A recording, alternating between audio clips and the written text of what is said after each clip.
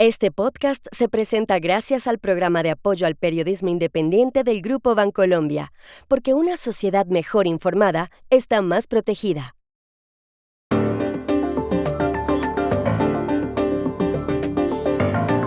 Donald Trump acaba de quitarles a 600,000 venezolanos el permiso especial para vivir en Estados Unidos hasta octubre de 2026. ¿Cómo entender eso? Debate en Estados Unidos. Varios académicos dicen que algunos decretos de Donald Trump están causando una crisis constitucional. ¿Por qué? En sus primeros meses de gobierno, Claudia Sheinbaum no ha sido más eficaz que López Obrador al combatir el crimen. ¿Qué hay detrás? Hola, bienvenidos a Y esto no es todo, el podcast del Georgetown Americas Institute de la Universidad de Georgetown en Washington, D.C. Soy Juan Carlos Iragorri, desde Madrid. Soy Paz Rodríguez Niel, desde Buenos Aires. Soy Jorge Espinosa y estoy en Bogotá. Es jueves 30 de enero y esto es todo lo que usted debería saber hoy.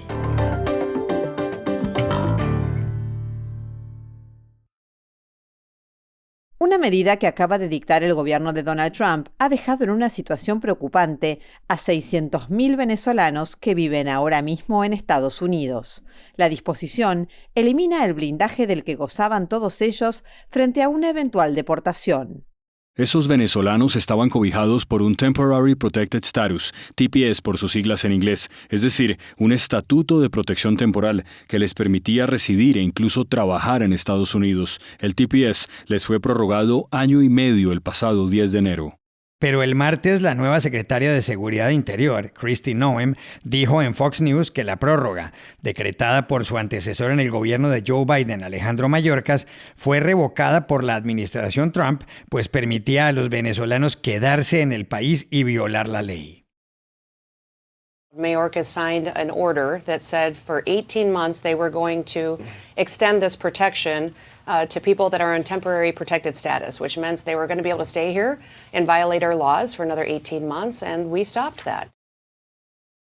El TPS es un mecanismo por el cual la Secretaría de Seguridad Interior o de Homeland Security autoriza a que puedan permanecer y trabajar en Estados Unidos los ciudadanos de países donde hay un conflicto armado, un desastre natural o condiciones que les impidan regresar sanos y salvos. Los salvadoreños, por ejemplo, fueron protegidos por un TPS durante la guerra civil que se libraba en su país. Un estatuto similar favorecía a los venezolanos llegados antes del 31 de julio de 2023 y los iba a proteger hasta octubre del próximo año. Pero las reglas de juego cambiaron el martes. ¿Cómo leer esta decisión del presidente Trump y de su secretaria de Seguridad Interior, Kristi Noem? Hablamos ayer con Adelis Ferro, directora ejecutiva del Venezuelan American Caucus, una organización de cabildeo no partidista con sede en Miami. Lo que sucede es que, aunque no nos sorprende la decisión, la verdad es que siempre impacta. De Donald Trump podemos esperar cualquier cosa. Nosotros nos convertimos en el target de su campaña electoral. Nosotros nos convertimos en el objeto del odio de su base, del odio xenófobo y racista. Y la verdad es que él nos considera a todos criminales, animales. De hecho, fíjate que la única extensión y la única decisión que se está tomando con respecto a cualquier TPS en el país en este momento es con respecto a los venezolanos, no están nombrando de otras diásporas. Entonces, una administración que a través del ex senador, ahora secretario de Estado Marco Rubio, y todos los congresistas, especialmente de la Florida, María Elvira Salazar, Carlos Jiménez, Díaz Balart, han hecho gran parte de su plataforma política basado en la dictadura de Cuba, en la de Venezuela y en la de Nicaragua, que se la pasan denunciando a esas dictaduras. Entonces denuncian a las dictaduras, dicen que el país está peor que nunca, denuncian todos los crímenes de la dictadura de Nicolás Maduro, pero a las personas que ya están aquí de manera legal, con un permiso de trabajo, produciendo y empujando a la economía de este país también, pues deciden quitarles el beneficio y mandarlos a ese país donde la dictadura está peor que nunca. Esa paradoja La verdad es que es una paradoja muy infeliz y dice mucho de cómo nos utilizan como peones políticos para sus beneficios, según sea el caso. Cuando nos necesitan para los votos aquí en Florida y ahora para ser los objetos del odio racial y xenófobo de la administración Trump. Y uno se pregunta, ¿por qué todo esto está pasando? ¿Qué es lo que hay detrás? ¿Será que finalmente Trump, para parar la inmigración y para que se acepten inmigrantes en Venezuela, terminaría negociando con Nicolás Maduro de facto y reconociéndolo de facto al negociar con él, que es el dictador y el jefe de gobierno en Venezuela? Esas son las preguntas que nos hacemos como venezolanos.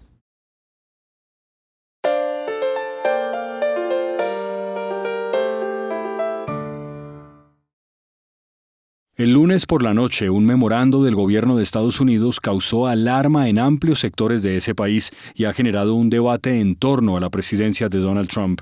El memorando suspendía todos los desembolsos de ayudas y préstamos federales. La reacción fue inmediata. Al día siguiente, por ejemplo, el líder de la minoría demócrata en el Senado, Chuck Schumer, dijo: «Anoche Donald Trump sumió al país en el caos.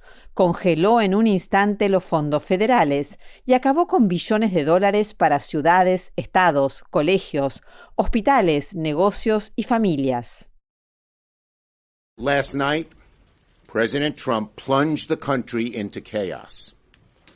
Without a shred of warning, the Trump administration announced a halt to virtually all federal funds across the country.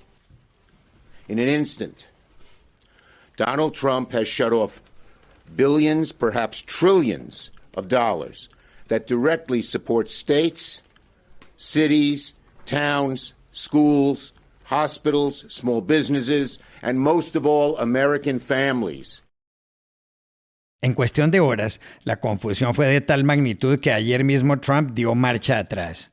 Lo hizo mediante otro memorando de solo 2 líneas, en el que la Oficina de Administración del Presupuesto, la OMB por sus siglas en inglés, rescindía la orden inicial.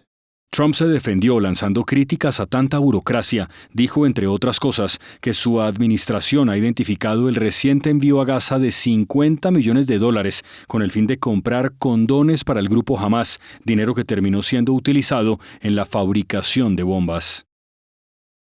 In that process, we identified and stopped $50 million being sent to Gaza to buy condoms for Hamas. 50 million. And you know what's happened to them? They've used them as a method of making bombs. How about that? Pero, ojo, la orden de suspender los desembolsos ha abierto un debate. Algunos consideran que Trump se está tomando atribuciones que no le corresponden. Dicen que está desconociendo el sistema político de checks and balances, de pesos y contrapesos de la democracia estadounidense. No solo eso, Paz. También consideran que el presidente Donald Trump está causando nada menos que una crisis constitucional. ¿Por qué? Llamamos ayer a Washington, D.C. a nuestra compañera, la periodista y analista política Dori Toribio. Juan Carlos, en poco más de una semana en la Casa Blanca, Donald Trump está poniendo a prueba los límites del poder ejecutivo y eso ha abierto todo un debate de hasta dónde puede llegar con esta avalancha de órdenes ejecutivas que ha lanzado desde su primer día.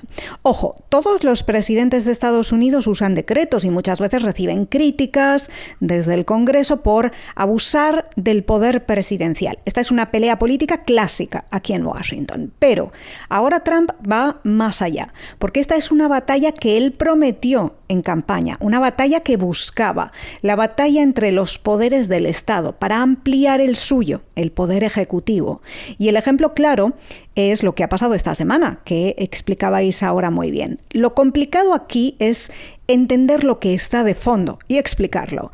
Trump, con esa orden para congelar ayudas y subvenciones públicas, estaba entrando en un terreno que es del Congreso. La Constitución de Estados Unidos da al Congreso el llamado poder del dinero, el poder presupuestario.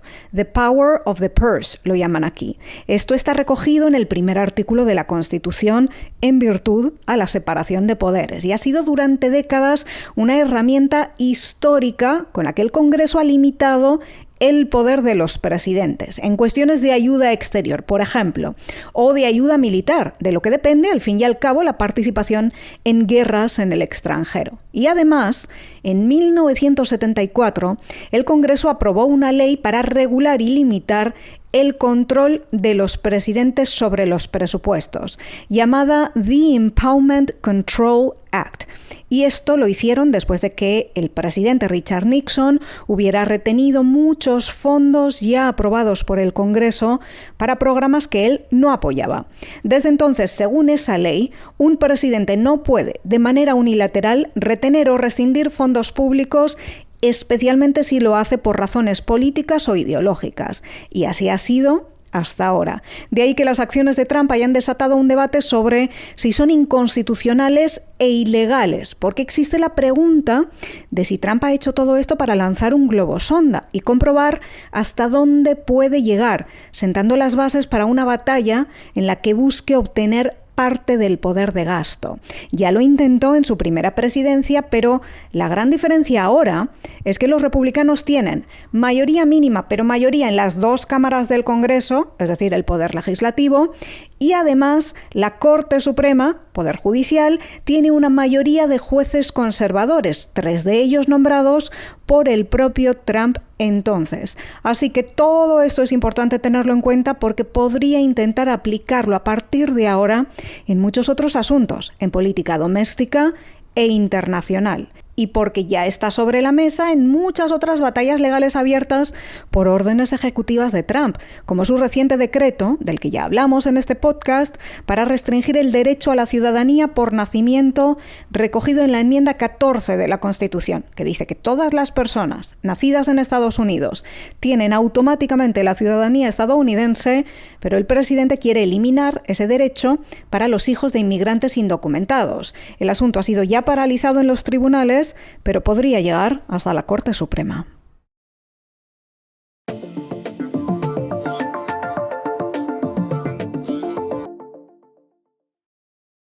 Este podcast se presenta por cortesía de Movistar Empresas, el aliado que está transformando y potenciando negocios en toda Hispanoamérica con soluciones digitales en cloud, IoT, seguridad, conectividad, Big Data y advertising. Movistar Empresas, siempre el camino seguro. Y este podcast también se presenta con el patrocinio de Tecnoglass, el poder de la calidad. Tecnoglass es la compañía líder en la manufactura y comercialización de vidrios, ventanas y fachadas para el mercado de la construcción en Estados Unidos y el mundo. Para mayor información, visite nuestra página web www.tecnoglass.com. Pasado mañana, Claudia Sheinbaum cumple 4 meses como presidenta de México y se acaba de conocer un dato que cuestiona su estrategia contra la criminalidad. En sus primeros 90 días, el gobierno de ella no ha sido más eficaz que el de Andrés Manuel López Obrador en el mismo periodo.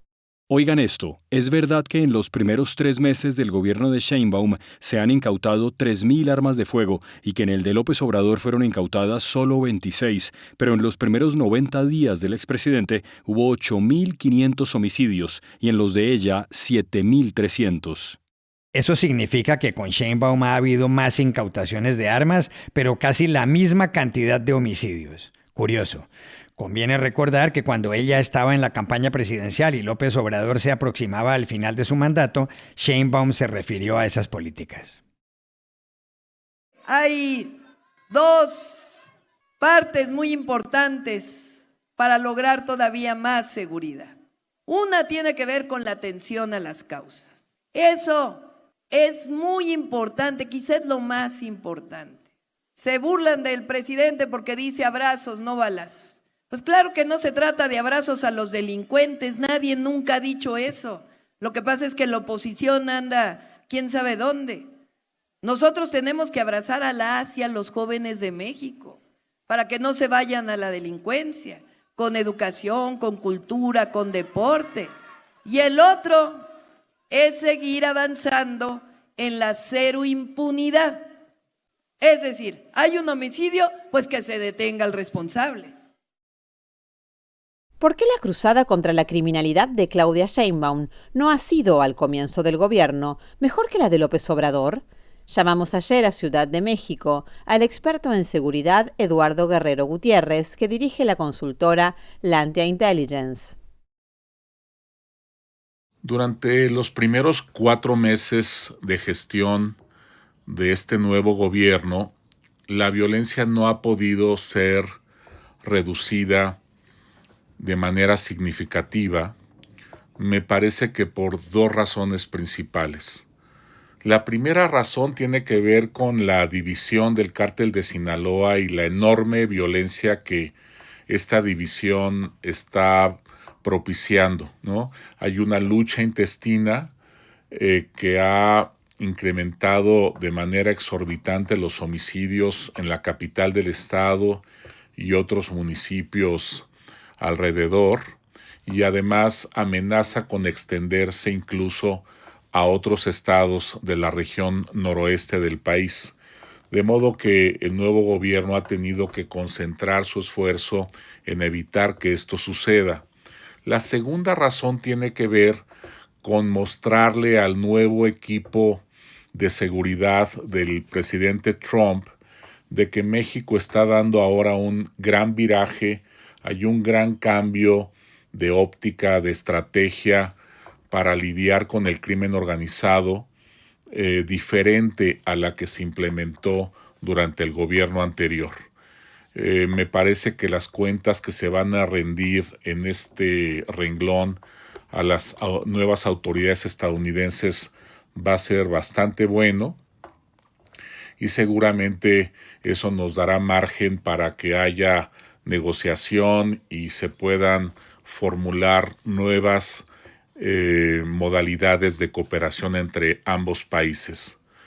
Y entonces no será hasta que México supere estos 2 grandes desafíos, por un lado poder ya reducir la violencia en Sinaloa y esa región, y por el otro ya forjar una nueva dinámica de cooperación con los estadounidenses, que México entonces podrá ya diseñar una estrategia específica para reducir la violencia e implementarla de manera eficaz.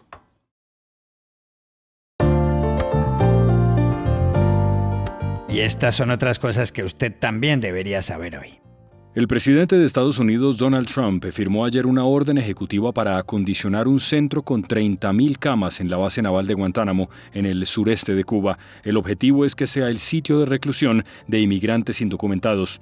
Muchos de ellos son tan malos que no los quieren ni en sus países, agregó Trump. Por otro lado, Anderson Zambrano Pacheco, de 26 años, uno de los líderes del Tren de Aragua, capturado el martes en una redada en Nueva York, será procesado en Colorado por los delitos de robo y secuestro. La presidenta de México, Claudia Sheinbaum, enviará una carta a Estados Unidos para protestar luego de que Google Maps anunciara que cambiará el nombre del Golfo de México por el de Golfo de América. Sheinbaum dijo que un país no puede cambiar el nombre de aguas internacionales. Google, empresa estadounidense, argumentó que modificará el nombre en Google Maps porque así consta en el Sistema de Información de Nombres Geográficos del Gobierno de Estados Unidos, según instrucciones del presidente Donald Trump. Elon Musk, dueño de Tesla y de SpaceX y considerado el hombre más rico del mundo, selló en las últimas horas un acuerdo para que una de sus compañías, la red social X, lance a finales de este año, junto con la empresa de tarjetas de crédito Visa, una plataforma de pagos que se llamará Xmoney y que funcionará de forma similar a Bizum en España, es decir, conectando la plataforma a la tarjeta débito del usuario. Este es otro hito de X, dijo su CEO o presidenta ejecutiva, Linda Yaccarino. Y aquí termina Y esto no es todo, donde siempre habrá más. En la producción estuvo John F. Burnett. Y pueden suscribirse a este podcast en nuestro sitio web, y esto no es todo.georgetown.edu. Seguirnos en nuestras cuentas de X y de Instagram, @y esto no es todo, y buscarnos en nuestro canal de YouTube. Gracias por oírnos. Chao, hasta la próxima.